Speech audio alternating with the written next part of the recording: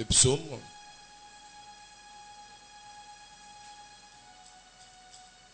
Les psaumes, chapitre 50. Nous allons lire le verset 5 et le verset 16 à 23. Je lis. Rassemblez-moi, mes fidèles, qui ont fait alliance avec moi par le sacrifice.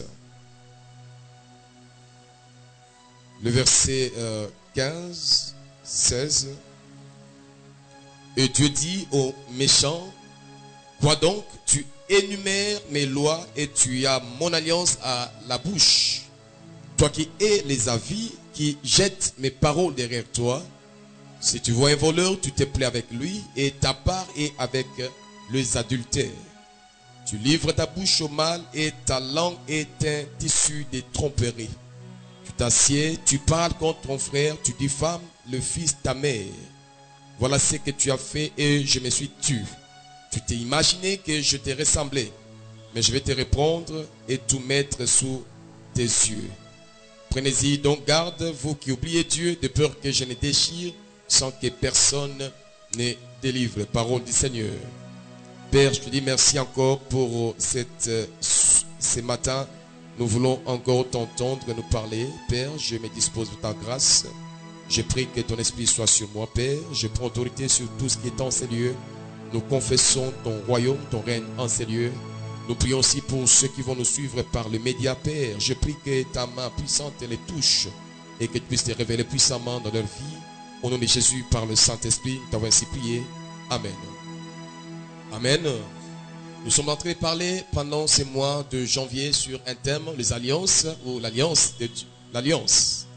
Et pendant quelques temps, nous avons essayé de définir, de parler, de commenter le concepts hébreu et grec qui parlent de ces mots alliance dans la Bible. Il y a Bérit et Diatheke. Et j'aimerais dire à l'église ce matin que les alliances sont au centre du plan divin dans la Bible. Quand vous lisez la Bible, vous allez voir que Dieu opère dans les alliances. Les alliances constituent les moyens par lesquels sont déployés le dessein du royaume de Dieu. Comment est-ce que Dieu est en train d'opérer au travers des alliances qu'il établit avec des gens, des individus. Et si nous lisons la Bible, vous allez voir, il y a plusieurs alliances, il y a certaines alliances, la plupart sont inconditionnelles et ne peuvent être annulées. Et les alliances de Dieu avec les hommes sont éternelles. Dans la Bible, on voit l'alliance adamique, l'alliance noétique, l'alliance abrahamique, l'alliance sacerdotale, l'alliance davidique, l'alliance de la nouvelle alliance avec Christ.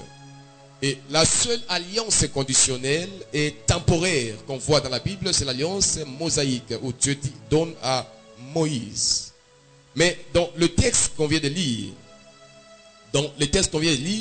nous allons comprendre que Dieu est le Dieu qui établit les alliances. Dieu, c'est un Dieu d'alliance où il se révèle à un homme, il se révèle à une famille, il se révèle à un peuple pour établir une alliance. Et dans l'alliance, Dieu donne une parole, il donne ses promesses, il donne ce qu'il veut faire. Et il veut que l'homme et lui puissent travailler d'une manière de partenariat, d'un contrat, d'un pacte, afin que Dieu puisse accomplir toutes ses promesses. Quelqu'un peut dire Amen en cela.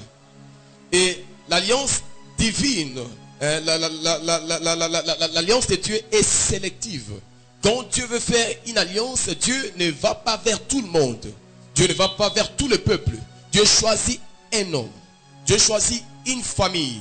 Dieu choisit une personne avec qui il veut établir l'alliance. Voilà pourquoi dans Romains 9, verset 13, nous allons lire Romains 9. Romains 9, verset 13, il est dit ceci. Selon qu'il est écrit, j'ai aimé Jacob et j'ai haï Ésaü. J'ai aimé Jacob, c'est-à-dire que je me suis révélé, j'ai apprécié Jacob. J'ai choisi Jacob, Israël, mais j'ai rejeté Ésaü. Dieu d'alliance, c'est un Dieu qui sélectionne, c'est un Dieu qui est sélectif.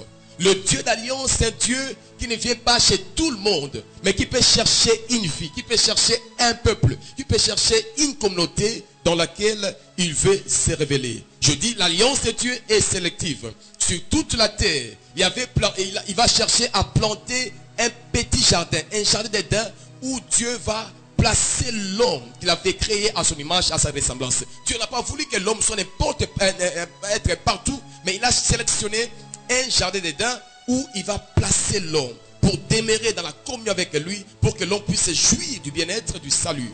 Et vous allez voir encore, il va créer les jours, il va créer les années, il va créer les semaines. Mais pour les 7 jours que tu vas créer, Dieu va sélectionner un jour de ces 7 jours où il va bénir, il va dire, ça c'est le jour de mon repos, un jour que j'ai sélectionné pour mon propre repos, pour ma propre gloire.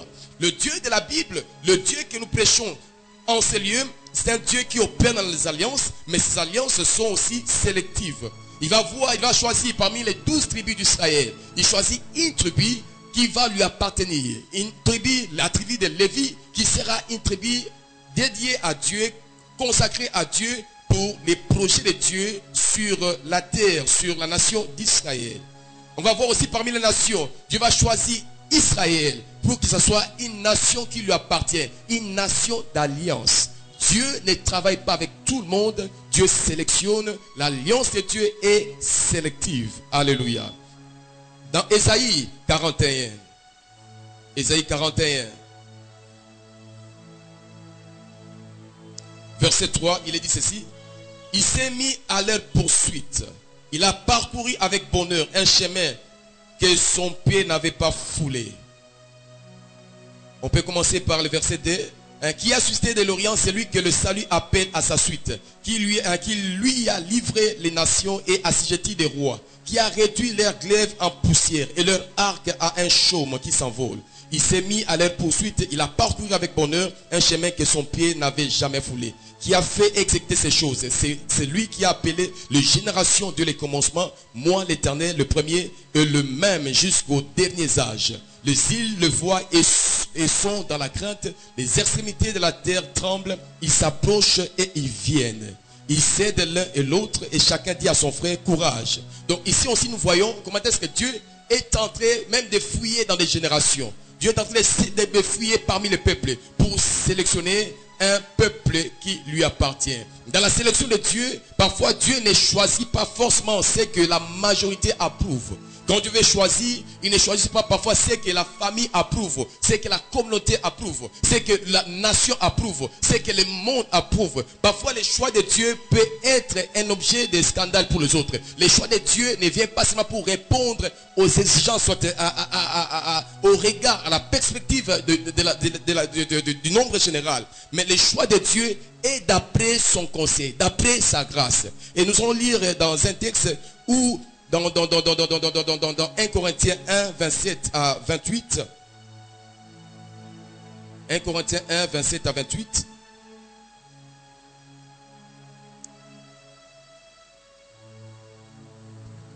Il est dit, mais Dieu a choisi les choses folles du monde pour confondre les sages. Dieu a choisi les choses faibles du monde pour confondre les fortes. Et Dieu a choisi les choses viles du monde et celles qu'on méprise, celles qui ne sont point, pour réduire à néant celles qui sont. Donc là, vous allez voir que Dieu, même dans son choix, Dieu ne choisit pas parfois ce qui paraît fort d'après les hommes, fort d'après le peuple, fort d'après la majorité. Dieu choisit parfois les choses folles du monde. Dieu choisit parfois pour faire alliance les choses faibles du monde. Dieu, pour faire alliance, il peut choisir des choses viles du monde, celles qu'on a méprisées, celles dont on n'a pas fait les cas. Dieu le prend dans le contexte d'alliance pour faire son travail. Voilà pourquoi, bien aimé, quand toi tu vis dans l'alliance avec Dieu, tu dois être aussi parmi ceux qui sont sélectifs. Tu dois savoir sélectionner. Tu dois savoir choisir comme Dieu voit. Tu dois prendre des décisions qui vont aller dans le regard de Dieu. Ne vis pas selon la foule, ne vis pas selon la majorité, ne vis pas selon les regards du monde, mais vis par rapport au choix de Dieu. Je suis en train de dire à quelqu'un ces lieux. Selon Luc 10, 41 à 42, vous allez voir que Jésus est allé chez Marthe et Marie. Et là, il était en train de prêcher. Mais Marthe était dans la cuisine en train de travailler pour Jésus. En train de travailler, de préparer, de faire une cuisine pour, bien sûr, Jésus comme visiteur, mais aussi pour les apôtres. Et Marthe va s'inquiéter pour dire, maître, tu me laisses seul pour travailler et tu laisses Marie à tes pieds pour t'écouter. Est-ce que tu ne peux pas demander à ma soeur de venir m'aider dans la cuisine. Mais Jésus va surprendre Marthe. Il va dire, Marthe, Marthe, tu t'inquiètes pour rien. Tu t'agites pour beaucoup de choses. Une seule chose est nécessaire. Marie a choisi la bonne part. Une seule chose est nécessaire. Il y a des choses que Dieu veut qu'on puisse faire. J'aimerais pousser quelqu'un, sérieux, à comprendre, à voir comme Dieu. Parfois, nous, les hommes sur la terre, parfois, nous, les humains, les chrétiens, parfois, nous nous agitons pour plusieurs choses. Alors que c'est que Dieu attend. Il y a une chose que Dieu attend de toi. Il y a une chose que tu veux voir dans ta vie chrétienne pour qu'il puisse, pour qu'il puisse te bénir, pour qu'il puisse te dire que c'est parfait.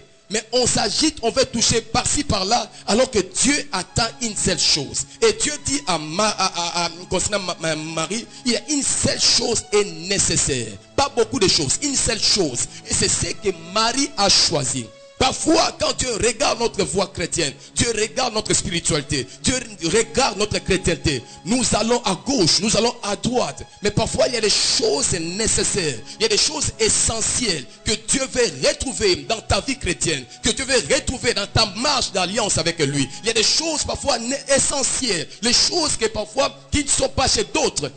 Quelque chose parfois léger que nous négligeons. Dieu veut le voir en nous pour nous bénir. Je peux parler par exemple de l'amour. Le mot amour. L'amour dans ton cœur. L'amour dans ta vie. L'amour en tant que chrétien. Parfois nous voulons plaire à Dieu par beaucoup de choses. Parler en langue, le miracle, la puissance, je ne sais pas, la révélation. Mais il y a une chose essentielle, une chose nécessaire que Dieu veut trouver dans ton cœur, que Dieu veut voir dans ta vie, par exemple l'amour. Il dit que quand je parlerai le langue des anges, quand je peux déplacer même des montagnes, si je n'ai pas l'amour, la charité, je ne suis rien. Parce que dans le regard de Dieu, dans la philosophie de Dieu, l'amour c'est l'essentiel pour son peuple, pour un peuple qui lui appartient, pour un peuple qui l'adore, pour un peuple qui le connaît. Parce que Dieu est amour, il veut que nous soyons dans l'amour. Il dit à Marthe, tu t'inquiètes pour rien. Il y a une seule chose est nécessaire, une seule chose est essentielle. C'est celle que Marie a choisie. C'est celle que Marie a choisie. La chose essentielle qui ne lui sera pas ôtée. Une seule chose est nécessaire. Quand tu vis comme chrétien, quand tu vis dans ta famille, quand tu vis dans ta destinée, sache qu'il y a des choses qui sont essentielles pour Dieu. Alléluia. Pour Dieu, c'est l'essentiel. Pour qu'il puisse t'approuver, c'est l'essentiel. Pour qu'il puisse te témoigner que tu lui appartiens, c'est l'essentiel. Et dans le contexte de l'alliance, bien aimé, vis pour pratiquer ce qui est essentiel. En tant qu'enfant de Dieu, en tant que peuple de Dieu, prends l'exemple de l'amour comme je l'ai dit en ces lieux. Dans 1 Corinthiens 13, 1 à 8, on dit que quand j'aurai la science, toute la technologie, toute la science, toutes les révélations, mais si je manque la charité, pour dire, avoir les diplômes, c'est bien. Être théologien comme moi, c'est bien. Avoir la technologie actuelle, moderne pour la gestion de l'église, c'est bien. Avoir la science et technologie, c'est bien. Mais il y a des choses qui sont essentielles. Il y a des choses qui sont essentielles. Tu peux avoir tout sauf l'essentiel. Tu peux vivre tout sauf l'essentiel. Tu peux pratiquer, chercher tout sauf l'essentiel. Une seule chose est essentielle. Et j'aimerais t'introduire dans une dimension de la sélection. Apprends à vivre sélectivement d'après les regards de Dieu. Vis pour faire ce que Dieu veut que tu puisses faire. Il est dit, heureux l'homme serviteur que le maître trouvera à son retour en train de faire ce qu'il devait faire. En train de faire ce que le maître lui avait demandé de faire. L'essentiel. Alléluia. Le Dieu de l'alliance, c'est un Dieu de l'essentiel. Un Dieu qui est sélectif. Quand tu vis la vie chrétienne, demande des choses essentielles. Quand on parle d'un enfant de Dieu, quand Dieu vient et te révèle comme son père, comme son fils et qu'il est ton père, il y a des choses que Dieu aimerait trouver chez toi comme des éléments essentiels. Comme des éléments essentiels. La vie d'alliance, c'est une vie de choix. La vie d'alliance, c'est une vie qui n'est pas une vie de tout le monde. Parce que quand Dieu choisit, fait une alliance, Dieu ne choisit pas tout le monde. Et quand tu es bénéficiaire de l'alliance, ne vis pas comme tout le monde. Il y a des gens qui ont fait des mauvais choix dans la Bible que Dieu a rejetés. J'aimerais parler par exemple de Lot dans Genèse 13. Genèse 13, versets 7 à 13. Et lui querelle entre les bergers des troupeaux d'Abraham et les bergers des troupeaux de Lot. Le Cananéen et les Pharisiens habitaient alors dans le pays. Abraham dit à Lot qu'il n'y ait point, je te prie, de dispute entre moi et toi, ni entre mes bergers et tes bergers, car nous sommes frères. Tout le pays n'est-il pas devant toi? Sépare-toi donc de moi. Si tu vas à gauche, j'irai à droite. Si tu vas à droite, j'irai à gauche. L'autre leva les yeux et vit toute la plaine du Jourdain qui était entièrement arrosée. Avant que l'Éternel y eût détruit Sodome et Gomorrhe, c'était jusqu'à Tchoar, comme un jardin de l'Éternel, comme le pays de l'Égypte. L'autre choisit pour lui toute la plaine du Jourdain et il s'avança vers l'Orient. C'est ainsi qu'ils se séparèrent l'un de l'autre. Abraham habita dans le pays de Canaan et l'autre habita dans le ville de la plaine, dressa ses tentes jusqu'à Sodome. Et ici aussi, on nous parle de Lot qui va se séparer d'Abraham.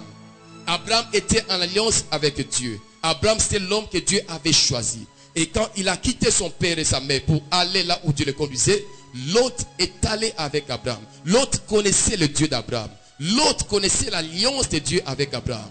Mais à un moment donné, que leurs biens s'étaient multipliés, il y a eu des querelles entre les serviteurs. Abraham va dire à Lot, mon neveu, s'il te plaît, faisons, on doit trouver une solution. Qu'il n'y ait pas de querelles entre toi et moi, nous sommes des frères. Mais fais un choix aujourd'hui. Si tu choisis la droite, moi j'irai à gauche. Si tu prends le nord, j'irai au sud. Mais je donne la liberté de faire ton choix. Et c'est ainsi que l'autre va lever les yeux. Vit toute la plaine du Jourdain qui était entièrement arrosée. C'était comme les jardins d'Éden, mais c'était aussi comme le pays de l'Égypte. Cette plaine allait jusqu'à Tchoar. Et l'autre va choisir cette plaine pour résider. Il a fait son choix. Mais savez qu'Abraham, c'est un homme qui était en alliance avec Dieu. Abraham, c'est un homme que Dieu avait appelé. Les choix d'Abraham n'étaient pas comme les choix de l'autre. Il va choisir le plain. Vous savez, dans le plain, c'est facile de marcher. Le plain est différent des zones montagneuses. Parce que dans le plain, on peut courir. On marche sans effort. Celui qui marche dans le plain ne suit pas. Celui qui marche dans le plain, c'est facile. Il n'y a pas de course. Parce que tout est léger, tout est plat. Et c'est là où l'autre a choisi. Dans Esaïe, on dit qu'appeler le peuple l'alliance qui ont fait des vœux par des sacrifices.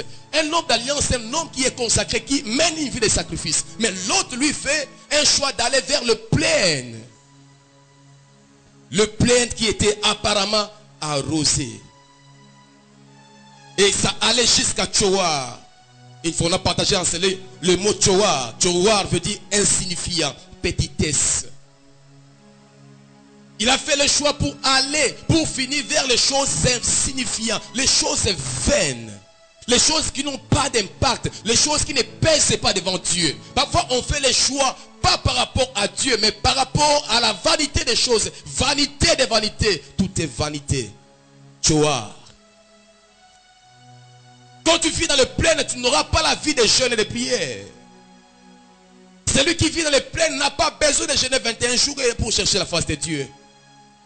Celui qui vit dans les plaines, il veut la vie de la facilité. Il veut avoir l'argent facilement. Il veut avoir les mariages facilement. Il veut avoir le sexe facilement. Parce que ça, c'est la vie des plaines. Et c'était jusqu'à Tchoar. Et à cause de cela, l'autre s'est retrouvé à Sodome et Gomorrhe. La vie chrétienne demande des prix à payer. On a dit à Jésus, Maître, est-ce que permettras-tu que mon fils soit à ta droite, l'autre à ta gauche, le jour quand tu viendras de ta gloire? Il a dit, vous ne savez pas ce que vous demandez, femme. Êtes-vous prêt à boire la coupe qui m'a été réservée? Êtes-vous prêt à boire la coupe? C'est-à-dire à payer le prix par rapport à ce que vous demandez. Ça, quand tu vis dans le plein, tu n'aimeras pas ces choses-là. Ça ne va pas t'intéresser. Le chrétien de plein, c'est un chrétien qui ne veut pas payer le prix. Qui ne veut pas jeûner. Qui ne veut pas donner sa dîme. Qui ne veut pas donner des offrandes. Qui ne veut pas évangéliser. qui n'a pas le temps pour suivre et chercher Dieu, qui n'a pas besoin de suivre dans la prière chaque jour, lire la Bible dans la discipline. Il veut la facilité, il veut la vie de pleine. Parfois ton choix peut t'amener à la vanité.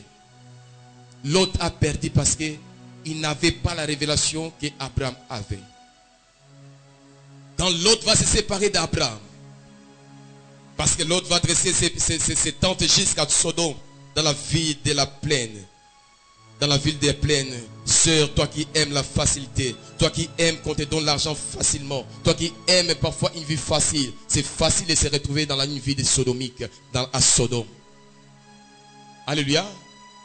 Toi qui aimes la compagnie de ces gens-là, de ces papas-là, qui veut te conduire dans sa jeep, qui veut te conduire quelque part à Kinko et te faire manger les maboques facilement comme ça, facilement manger facilement. Fais attention, on peut se retrouver jusqu'à Sodome.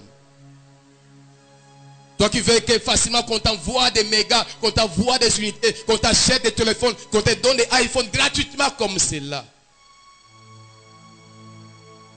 La vie de plaine, c'est une vie qui ne demande pas beaucoup d'efforts. Ça ne demande pas beaucoup d'efforts. C'est la vie de facilité. C'est la vie sans effort. Mais pour nous sauver, Dieu ne nous a pas sauvés facilement. Dieu a payé les prix pour que toi et moi nous soyons sauvés.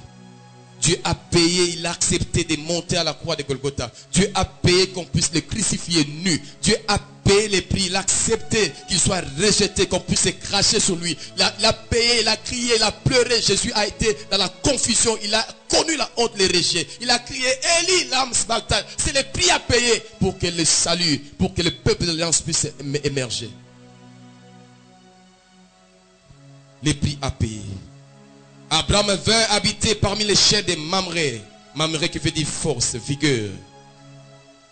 Qui sont près d'Hébron. Hébron qui veut dire communion, union, association, amitié. Abraham, lui, a cherché, connaissant qu'il était un homme d'alliance, un homme qui doit vivre à l'alliance de Dieu. Il va chercher les chaînes de Mamré, les chaînes de la vigueur. Il va chercher les choses qui vont affermir sa foi, les choses qui vont affermir sa spiritualité, les choses, le lieu prophétique où sa foi sera affermie. Quand tu sais que je suis un homme d'alliance, frère, il y a des choses, des lieux où tu ne dois pas même fréquenter. Tu dois sélectionner tes fréquentations. Parce que tu es appelé à vivre en alliance avec Dieu. Ne vis pas, ne pars pas là où tout le monde part, sinon tu finiras comme tout le monde. Joie, insignifiant, vanité. Abraham est allé dans Hébron. C'est à Hébron que David a été oint. C'est à Hébron que David a été consacré. C'est le lieu des champions, le lieu des hommes d'alliance. C'est le lieu où les gens que Dieu choisissent aiment bien habiter. Hébron peut être l'image du culte de l'église, là où la présence de Dieu est. Hébron peut être l'image de la présence de Dieu, là où tu peux entrer dans ta chambre, fermer les yeux et chercher Dieu. La présence de Dieu, où il y a la communion avec le Saint-Esprit. C'est là où Abraham est allé s'installer. Parce qu'il avait la conscience de son alliance. Alléluia. La deuxième personne qui a fait aussi un mauvais choix, qui a fait qu'il soit disqualifié, je parlerai d'Ésaü. Genèse 25. Genèse 25, verset 28 à 34.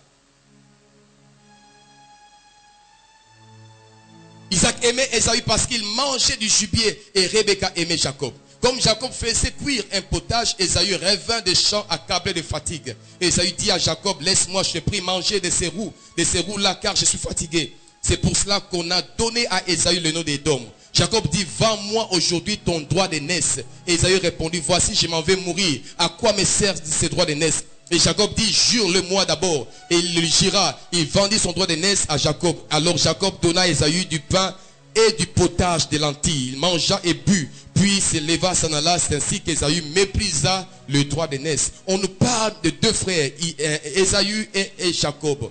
L'un a été en alliance avec Dieu. Dieu l'a choisi. Dieu a établi l'alliance avec Jacob. Il a même donné le nom d'Israël. Et sont une nation qui est devenue puissante jusqu'à aujourd'hui. Mais alors qu'Ésaü était l'aîné, quand on est comme aîné dans leur contexte, l'aîné des familles avait le sacerdoce avait l'héritage sacerdotal, était introduit dans l'alliance sacerdotale. Il était le sacrificateur de la famille si papa n'est pas là. Prophétiquement, c'était une bénédiction. Spirituellement, c'était un avantage. Mais que Ésaü a méprisé et a minimisé. Fais attention des choses que tu méprises. Tu peux mépriser ce qui est essentiel pour ta destinée.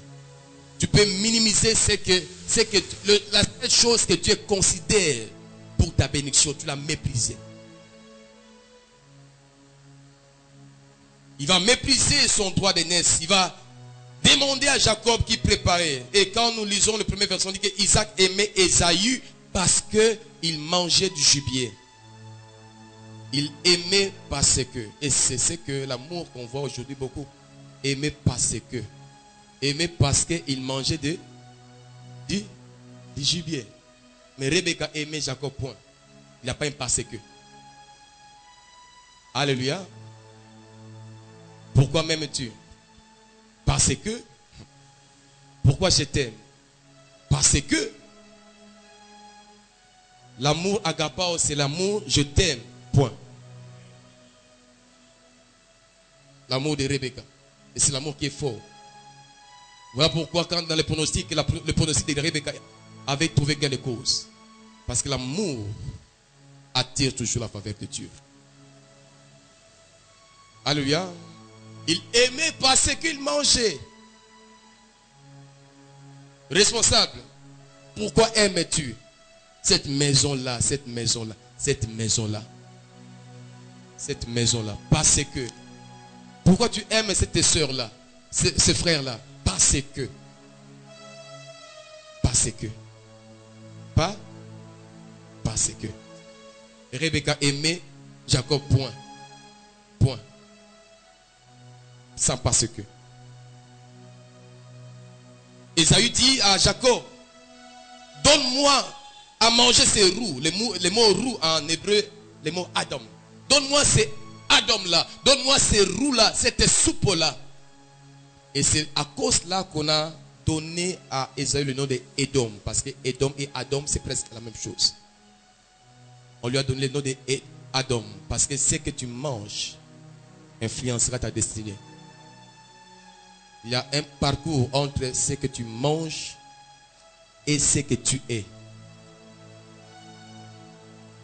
Le jour où Ève et Adam ont mangé l'interdit, leur présence était interdite dans la présence de Dieu. Parce qu'ils ont mangé l'interdit. Il y a un rapport entre ce que tu manges et ce que tu es. Adam fera de toi un Édom. Alléluia. Alléluia. L'argent c'est petit. Je dois donner. Je prends la dîme de ce petit montant. C'est insignifiant. Mange. Mange. Ta vie sera petite. Ta vie sera insignifiant. Ce que tu manges et ce que toi tu es a une connotation, a une connexion prophétique. Voilà pourquoi quand Jésus est venu pour nous amener à la dimension divine, il a pris son corps. Ceci est mon corps, ceci est mon sang, mangez. Pour que vous puissiez voir l'être qui me ressemble. Parce que ce que tu manges et ce que tu es a des rapports. Alléluia. Quand tu rejettes Jésus, c'est quoi? Jésus, c'est qui? La vie, non? Tu rejettes Jésus qui est la vie, tu embrasses la mort. Judas a vendu Jésus, c'est-à-dire a rejeté Jésus, a pris cet argent qui était la mort. Il en a fait, il a acheté un champ. C'était un champ de l'amour. Parce que ce que tu manges et ce que tu es a une connotation. Ne soyez pas étonnés que Judas puisse mourir. Parce que sans Christ, sans la vie, il y a la mort. C'était le prix de la mort. Il avait accepté de manger.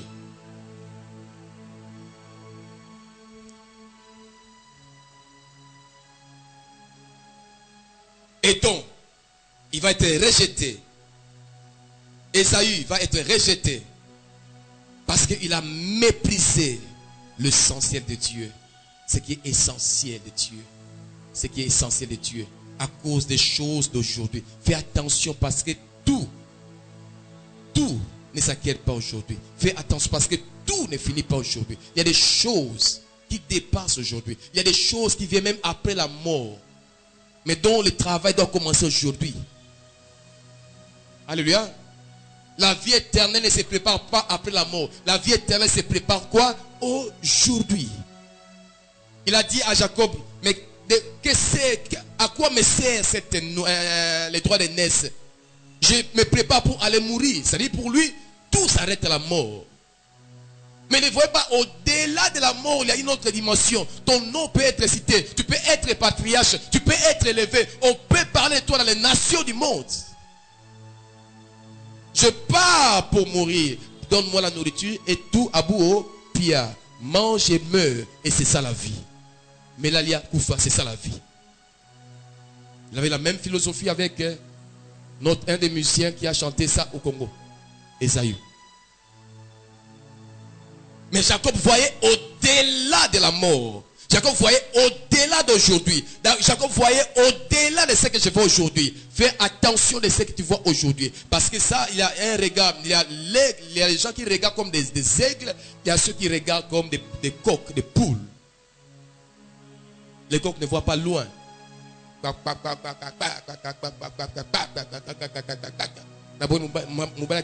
Je prends une femme qui est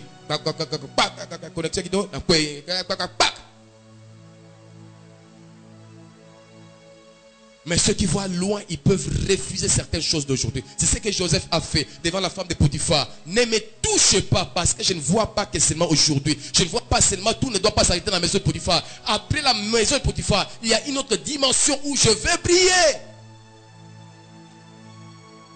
Tout ne s'arrête pas aujourd'hui. Quand tu vois que tout ne doit pas s'arrêter aujourd'hui, tu as un lendemain meilleur. Ça te pousse parfois à te sacrifier comme peuple d'alliance. Aujourd'hui, tu te sacrifies parce que demain, tu attends des choses merveilleuses. Alléluia. À un moment donné, comme Christ, tu dois dire à certaines femmes, ne me touchez pas aujourd'hui. Parce que je dois monter vers mon Père. Je dois monter, je ne sais pas comment monter. Donc jusqu'à ce que je sois monté, je refuse ça. Dieu ne m'a pas encore élevé. Je ne veux pas ces choses ici. Les promesses dont Dieu m'a parlé. Moi, Joseph, je n'ai pas encore palpé la femme pour faire. Ne me touchez pas. J'ai un lendemain, j'ai un futur glorieux que j'attends à cause de l'alliance. L'alliance doit t'imposer des choses, des disciplines aujourd'hui. Montre-moi comment tu vis. Je te dirai si tu vis selon la révélation de l'alliance, ou bien tu es un homme qui ne comprend pratiquement rien. Et quand Esaü va mourir, un de ses descendants, le fils Hérode, qui était un Édomite, l'homme de la soupe. Vous allez voir que Hérode était un homme de la soupe, flatteur. Il a flatté les Romains. On va l'établir comme un roi, soupe, coopérant. Mais vous allez voir que même les temples que Hérode va construire ne va pas durer par rapport au temple que le fils de Jacob va construire, Israël, Jésus.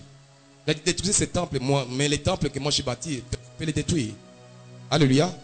Parce que quand tu as la révélation comme Jacob, tu peux travailler, pérenniser les choses. Tu peux voir, tu peux avoir une vie que personne ne peut détruire. Mais la vie des héros des dons peut être détruite, peut être anéantie. Tout ce que tu as travaillé, puis ça s'efface, ça finit à Tchoua, insignifiant, vanité. Toute la vie s'arrête par une honte à la fin. Pour conclure mon message. Appelez-moi le peuple d'alliance. Le peuple d'alliance est caractérisé par des sacrifices. Refuse la vie de plaine. Qu'est-ce que Romains 12, 1 dit?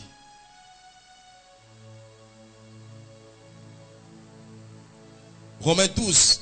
Je vous exhorte donc, frères, par les compassions de Dieu, à offrir vos corps comme un sacrifice vivant, saint, agréable à Dieu, ce qui sera de votre part un culte raisonnable. Ne vous conformez pas au siècle présent, mais soyez transformés par le renouvellement de l'intelligence, afin que vous discerniez quelle est la volonté de Dieu, ce qui est bon, agréable et parfait. Offrez vos corps comme un sacrifice vivant. Tu ne peux pas être en alliance et refuser cette dimension-là. appelez-moi le peuple d'alliance. Offrez vos corps comme des sacrifices. Nous sommes dans un moment où tu peux être chrétien mais païen. Tu peux être à l'église mais vivant comme un païen. Alléluia. Et c'est ce que Dieu va dire dans Ésaïe,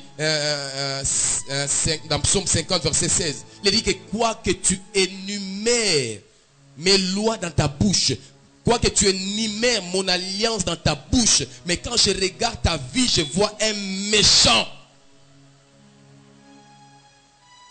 Quand tu adores, tu dis El Shaddai, tu dis oh un lion, j'entends ces choses. Mais quand je regarde ta vie, je vois que tu es un méchant, un non converti. Bien que tu connais mon alliance dans ta bouche, parce que l'alliance ne doit pas s'arrêter dans la bouche, que je suis un homme d'alliance. Non, montre ta vie. Ta vie doit démontrer que tu es un homme d'alliance. Alléluia.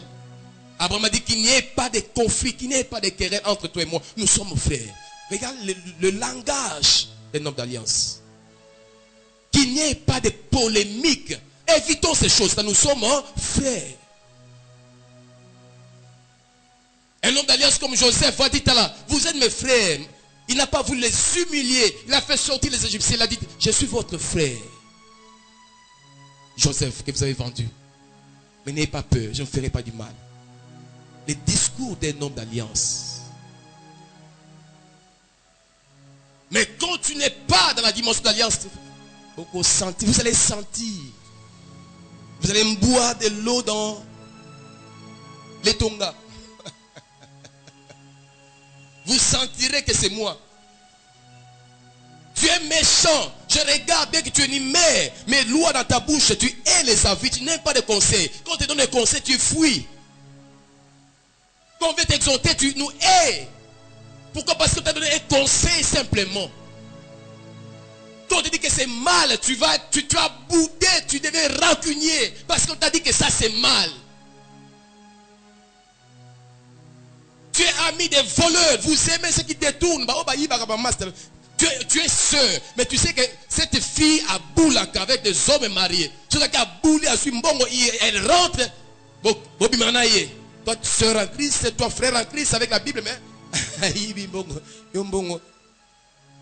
Alors que la vraie femme, la véritable femme est en train de pleurer. Toi, avec ta Bible, tu dis, allons-y quand même. En tout cas, mon ami, ma copain, toi, il faut cesser. Hein. C'est combien? Il t'a donné quoi? $200, $300. Eh, il faut craindre Dieu. Hein. Il te donne $50. Donne-moi moins $50. Tu l'encourages d'une manière ou d'une autre. Tu l'encourages. Alléluia. Certaines choses, il faut dire, je ne mange pas ça. Bois ta coupe seule. Quand il va manger, il va raisonner que toi, tu lui as dit ça. Il mangera 2 fois avant de continuer de faire ça. Mais souvent, qu'est-ce qu'on fait? Qu'est-ce qu'on fait? C'est le meilleur ami. Nous nous plaignons parfois, le Congo ne marche pas, n'avance pas. Mais vous allez voir, tout le monde veut être parfois ami du fils du voleur. Beaucoup de gens, même chrétiens. Je suis ami de le fils de... C'est mon ami. Je suis avec lui au tennis, les filles de... Alléluia. Alléluia. Tu as comme ami qui les... Beaucoup au Congo sont comme cela. J'aimerais être ami voisin de Fumambanga Moyo.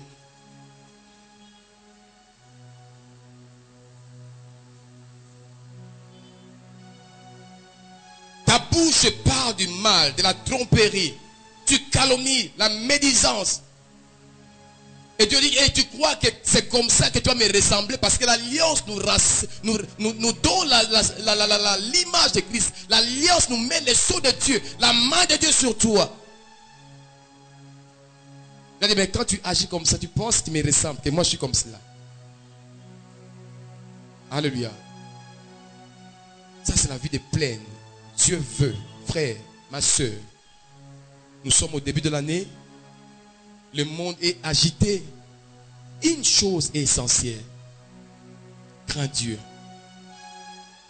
Alléluia. Fais quoi? Fais quoi?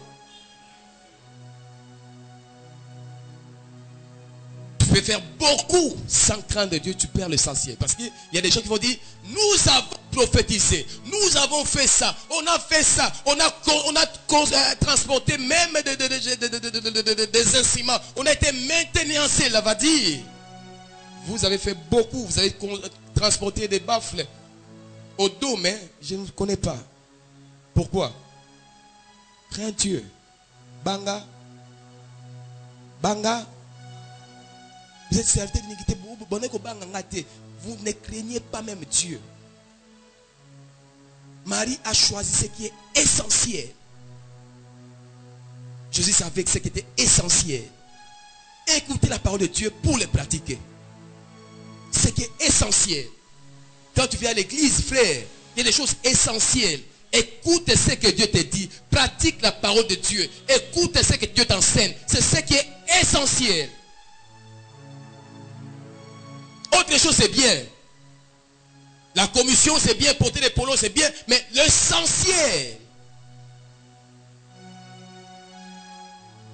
J'ai une soeur célibataire. Mais tu as plus d'infections. Pourquoi? À cause de l'impudicité. Tu as plus d'infections que les femmes mariées. Alléluia. Parce que ces hommes-là, tu changes. Tu n'as pas seulement Nico. Tu as Nico, tu as Patrick. Et tu ne sais pas qui est propre, qui est de... Mais le dimanche, je viens à l'église. Seigneur, Seigneur, Seigneur. Il y a une chose qui est essentielle. Toi, tu ne l'as pas choisi. Il y a une chose qui est essentielle. Il y a une sœur ancienne qui craint Dieu qui a choisi cela. C'est la crainte de Dieu. L'amour de Dieu. Si vous m'aimez, a dit Jésus, vous garderez mes commandements. Vous m'obéirez. On obéit facilement à quelqu'un qu'on aime. Si tu aimes ton pasteur, tu vas l'obéir facilement. Alléluia. Si tu aimes Dieu, tu vas l'obéir facilement. On obéit. Quand tu es amoureux, parfois, dis, hey, je vais te parler avec toi, hey, je vais te voir à une connecte-toi. Malgré le sommet, tu fonces tes paupières. Ah, moi, je dois me connecter. Tu te connectes. Tu dis quoi? Je suis là. Tu dis quoi? Je suis... Parce que tu l'aimes. Et si tu aimes Dieu, tu garderas ses... Que Dieu bénisse sa parole en Seigneur.